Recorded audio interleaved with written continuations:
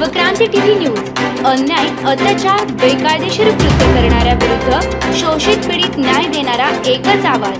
Shivkranti TV Dinbandhu news संपादक सत्यशोधक शंकरराव लिंगे 73 87 37 78 0। या ठिकाणी लिंगे अण्णा बोलताय। जय ज्योती जय क्रांती। महात्मा ज्योतिराव फुले यांच्या 198व्या जयंतीनिमित्त आज महात्मा फुले वाड्यावर काँग्रेस पार्टीचे माजी आमदार माननीय दीप्तीताई चौधरी यांच्याबरोबर काँग्रेस कमिटीचे उपाध्यक्ष किशोरभाऊ कनेरे, सर्व महाराष्ट्रातील फुलेप्रेमी या ठिकाणी उपस्थित आहेत। त्यांचं मी अखिल भारतीय समता परिषदेच्या वतीनं, अखिल भारतीय माळी महासंघाच्या वतीनं, सर्व माळी समाजाच्या संघटनेच्या वतीनं आपलं हार्दिक स्वागत, हार्दिक स्वागत, हार्दिक स्वागत। महात्मा ज्योतिराव फुले यांनी याच फुलेवाड्यातून जे काही निर्णय घेतले होते ते अतिशय महत्वाचे निर्णय या महात्मा फुले वाड्यामधून 1869 साली लॉर्ड जॉन मेयो यांना निवेदन देऊन या भारतातील सर्व लोकांची जातनिहाय जनगणना करावी अशी मागणी इंग्रजाच्या लॉर्ड जॉन मेयो यांना केलेली होती आणि त्यांनी 1869 साली केलेली मागणी मान्य करून 71 साली पहिल्यांदा जातनिहाय जनगणना चालू केली आणि ती 1881 पासून नियमित केली आणि 1931 पर्यंत कायम केलेली होती। महात्मा ज्योतिराव फुले यांनी याच फुलेवाड्यातून अस्पृश्यता निर्मूलनासाठी आपला पाण्याचा पुरवठा करण्यासाठी या वस्तीतील लोकांना आपली विहीर खुली केली। ही एक ऐतिहासिक महत्व महात्मा ज्योतिराव फुले यांच्या या वाड्यातून पाळणाघर, विधवा संगोपन घर, बाल हत्या प्रतिबंधक घर, त्यावेळेला इंग्रज सरकारचा कायदा होता, बाल हत्या केली तर त्यांना काळ्या पाण्याची शिक्षा होत होती आणि त्यावेळेला या पुण्यातील शनिवारपेठ असेल, नारायणपेठ, नवी पेठ, सदाशिवपेठ या पेठेत राहणाऱ्या ब्राह्मणाच्या जवळजवळ 13,000 विधवा होत्या आणि 13,000 विधवामध्ये त्यांच्यावर अतिप्रसंग झाल्यानंतर, त्या गरोदर राहिल्यानंतर त्या आत्महत्या करत होत्या आणि त्या आत्महत्या करतानाच एक काशीबाई महात्मा ज्योतिराव फुले यांना सापडल्या आणि त्या आत्महत्येपासून त्यांना दूर केलं आणि आपल्या याच वाड्यामध्ये त्यांची प्रस्तुती केली आणि त्यांचाच एक जो मुलगा होता यशवंत, त्या यशवंतला महात्मा ज्योतिराव फुले यांनी दत्तक घेतलं। तो दत्तक पुत्र यशवंत हे महात्मा ज्योतिराव फुले यांनी ह्या वाड्यातील पाळणाघरामध्ये अनेकांची प्रस्तुती केलेली आहे। सावित्रीबाई फुले यांनी त्यांचं संगोपन केलेलं आहे। महात्मा ज्योतिराव फुले यांनी 1876 या पुण्यामध्ये जो दुष्काळ पडला त्या दुष्काळाचं निवारण करण्यासाठी सावित्रीबाई फुले यांनी मुलांना जेवण देण्यासाठी धनकवडी येथे कॅम्प लावून दररोज 2000 मुलांना जेवण मोफत सावित्रीबाई फुले यांनी स्वतः स्वयंपाक करून या ठिकाणी देण्याचं काम महात्मा ज्योतिराव फुले यांच्या या वाड्यातून झालेलं आहे। महात्मा ज्योतिराव फुले यांनी याच वाड्यातून जे निर्णय घेतले त्या निर्णयामध्ये रात्रीची शाळा, मुलींची शाळा, 1 जानेवारी 1848 या भारतातील पहिली मुलींची शाळा या फुलेवाड्यातून निर्णय घेतला आणि पहिली शाळा भिडेवाड्यामध्ये काढली। या शाळेला आज 175 वर्ष पूर्ण झालेले आहेत आणि महाराष्ट्र सरकारने याला राष्ट्रीय स्मारक म्हणून घोषित केलेलं आहे। माननीय छगनरावजी भुजबळ साहेब यांच्या प्रयत्नातून हा वाडाही 1992ला राष्ट्रीय स्मारक झालेला आहे. सावित्रीबाई फुले यांचं नायगाव जन्मगाव तेही राष्ट्रीय स्मारक झालेलं आहे. त्याचबरोबर या जगातील महात्मा फुले सावित्रीबाई फुले दाम्पत्य, या दाम्पत्याच्या नावाने पती पत्नीच्या नावाने एक विद्यापीठ महात्मा फुले कृषी विद्यापीठ राहुरी आणि दुसरं विद्यापीठ म्हणजे पुणे विद्यापीठ आहे, त्याला नामकरण झालेलं आहे सावित्रीबाई फुले पुणे विद्यापीठ. आणि या जगातील एक उदाहरण असं आहे की फुले दाम्पत्य पती पत्नीच्या नावावर एक विद्यापीठ, 2 विद्यापीठ सावित्रीबाई फुले आणि महात्मा ज्योतिराव फुले यांच्या नावावर 2 विद्यापीठ आहेत. सावित्रीबाई फुले पुणे विद्यापीठाचं नामकरण सावित्रीबाई फुले पुणे विद्यापीठ झालेलं आहे.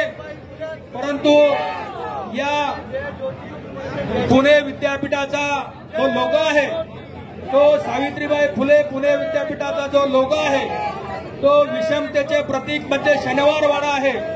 तो शनिवारवाडा हे प्रतीक त्वरित बदलावा आणि त्या ठिकाणी फुलेवाडा हा ट्रेडमार्क म्हणून सावित्रीबाई फुले पुणे विद्यापीठाचा वापरावा. त्याचबरोबर सावित्रीबाई फुले पुणे विद्यापीठाची एक शाखा अहिल्यानगरमध्ये आहे, दुसरी शाखा नाशिकला आहे आणि या दोन्ही शाखेमध्ये सुद्धा आता नाव बदलण्याचा कार्यक्रम चालू झालेला आहे.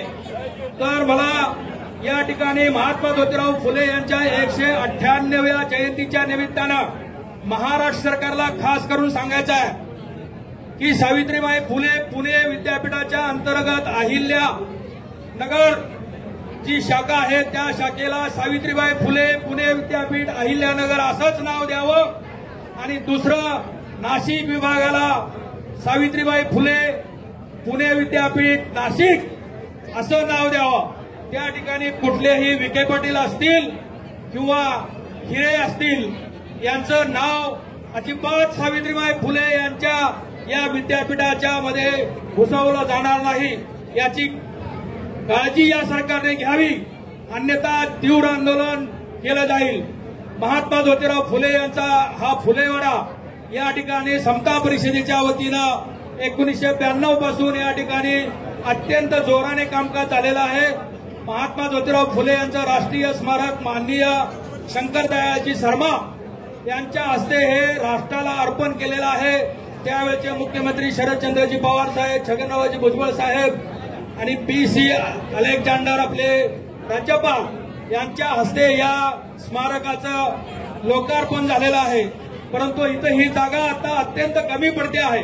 त्यासाठी या स्मारकाच्या आजूबाजूची जी जागा आहे ती ग्रहण करण्यासाठी महाराष्ट्र सरकारने मोठा निधी राखून ठेवलेला आहे. परंतु या पुणे शहराचे किंवा पुणे नगरपालिकेचे जे आयुक्त आहेत, अधिकारी आहेत, त्यांनी या ठिकाणी लक्ष घातलेले नाही, त्यांनी कोणतंही काम केलेलं नाही. शून्य प्रकारे आता या ठिकाणी काम चालू आहे. जे अक्वेशनचं काम आहे ते कोणत्याही प्रकारे कोणतीही पावले या ठिकाणी उचलली जात नाहीत. त्यासाठी महात्मा ज्योतिराव फुले यांच्या 198व्या जयंतीनिमित्त या महानगरपालिकेच्या आयुक्ताला, सीओला मी या ठिकाणी खास करून सांगतो की लवकरात लवकर तुम्ही ही जागा अधिग्रहण करा, अन्यथा या ठिकाणी कालच सांगितलं आहे की या राज्याचे माजी उपमुख्यमंत्री माननीय छगनरावजी भुजबळ साहेब हे आता आंदोलन करणार आहेत, उपोषण करणार आहेत. याची काळजी आपल्याला असेल तर लवकरात लवकर या महात्मा फुले वाड्याच्या परिसरातील सर्व जागा रिकामी करून त्या ठिकाणी महात्मा ज्योतिराव फुले वाडा ते सावित्रीबाई फुले स्मारक, या ठिकाणी सावित्रीबाई फुले यांचं स्मारक दीप्तीताई चौधरी यांनी केलेलं होतं, त्या स्मारकापर्यंत हे भव्य पटांगण या ठिकाणी करावं एवढी या ठिकाणी मी मागणी करत आहे. महात्मा ज्योतिराव फुले आणि सावित्रीबाई फुले हे दाम्पत्य, महात्मा ही पदवी जागतिक पदवी आहे. महात्मा ही पदवी सर्वात मोठी आहे. महात्मा ज्योतिराव फुले हे विश्वरत्न आहेत. परंतु महाराष्ट्र सरकारने उशिरा का होईना परंतु या दाम्पत्याला भारतरत्न पुरस्कार दिलेला आहे. तर भारतरत्न पुरस्कार देण्यासाठी महाराष्ट्र सरकारने आता ठराव केलेला आहे, पुरस्कार अजून दिलेला नाही. परंतु हा भारताचा सर्वोच्च पुरस्कार दिल्याबद्दलही त्यांचं मी अभिनंदन करतोय। या ठिकाणी महाराष्ट्र सरकारने जे या फुलेवाड्या विस्तारीकरणासाठी निधी ठेवलेला आहे त्याबद्दलही आम्ही त्यांचं हार्दिक अभिनंदन करत आहे। सावित्रीबाई फुले यांचं नायगावचं स्मारक त्याचं विस्तारीकरण करण्यासाठी 10 एकर जागा आणि त्यासाठी लागणारा शेकडो कोटी रुपयाचा निधी राखून ठेवलेला आहे। त्याबद्दल आम्ही त्यांचं अभिनंदन करत आहे। सावित्रीबाई फुले यांची पहिली शाळा या भारतातील भिडेवाडा, या भिडेवाड्याच्या ठिकाणी सावित्रीबाई फुले यांच्या नावानं जे आंतरराष्ट्रीय स्मारक होत आहे त्याचं काम जोराने चालू आहे आणि त्यासाठीही जवळजवळ 200 कोटी रुपयाचा निधी राखून ठेवलेला आहे। त्याबद्दलही महाराष्ट्र सरकारचं आम्ही या ठिकाणी अभिनंदन करत आहोत।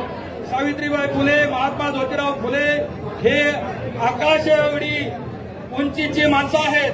या महात्मा ज्योतिराव फुले, सावित्रीबाई फुले यांना भारतरत्न जरी घोषित केला असला तरी मला भारत सरकारला सांगायचं आहे की आपण ब्रिक्स या संस्थेच्या मार्फत किंवा G21 या संस्थेच्या मार्फत आपण जागतिक असा एक सावित्रीबाई फुले यांना, महात्मा ज्योतिराव फुले यांना हा पुरस्कार द्यावा, जागतिक दर्जाचा पुरस्कार द्यावा आणि विश्वरत्नासह हे रत्न आपलं घोषित करावं, ही सुद्धा विनंती मी महाराष्ट्र सरकारच्या वतीनं या केंद्र सरकारला करत आहे। सावित्रीबाई फुले, महात्मा ज्योतिराव फुले यांचं मुंबईमध्ये अतिशय महत्वाचं काम आहे। महात्मा ज्योतिराव फुले यांची पुन्हा कमर्शियल कॉन्ट्रॅक्ट कंपनी, या कंपनीच्या माध्यमातून मुंबईमध्ये अनेक कामं केलेली आहेत।